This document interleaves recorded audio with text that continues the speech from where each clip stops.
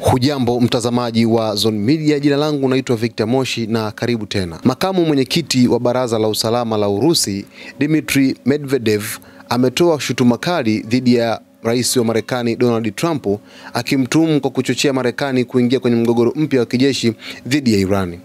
Kupitia ujumbe wake aliouandika kwenye ukurasa wake rasmi wa Telegram, Medvedev alisema kuwa Trump, ambaye hapo awali alijitambulisha kama rais wa kupigania amani, ameibuka kuwa chanzo cha vita vipya kwa taifa lake. Na nukuu, Trump ambaye alikuja kama rais wa amani ameanzisha vita mpya kwa Marekani, alisema Medvedev, mwisho wa kunukuu.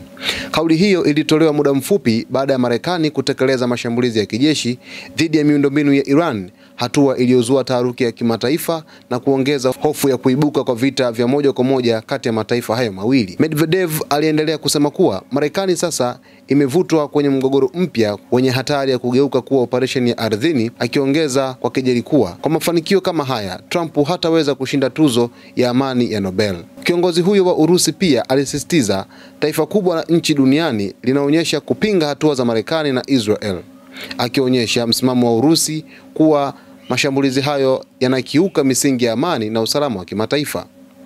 Kauli ya Medvedev inakuja wakati hali ya Mashariki ya Kati ikielekea kuwa tete, huku mashambulizi ya hivi karibuni yakionekana kama hatua ya hatari inayoweza kusababisha mzozo mkubwa wa kikanda. Sasa viongozi mbalimbali duniani wanaendelea kumshutumu rais wa Marekani Donald Trump kwa hiki ambacho amekifanya kwa kuweza kuishambulia nchi ya Irani kwenye vinu vyake vya nyuklia vikubwa kabisa vitatu ambavyo vimeweza kushambuliwa. Na vinu hivi vinaleta picha na taswira kwamba yawezekana Irani ikajibu vikali mashambulizi haya na kuibua sitofahamu kubwa katika Mashariki ya Kati katika nyakati zijazo. Kwa hiyo hapa kuna hofu kubwa na viongozi wakubwa duniani wanaendelea kumshutumu rais wa Marekani Donald Trump kwa kuanzisha vita vipya vya Marekani na taifa la Irani, huku Israel akiwa kama katikati ambaye ni mchonganishi wa vita hivi. Sasa mtazamaji, tufuatilie Zone Media, tutakupa update kila baada ya muda mfupi. Ungana nasi, utakutana na taarifa kuhusiana na kile ambacho kinazidi kuendelea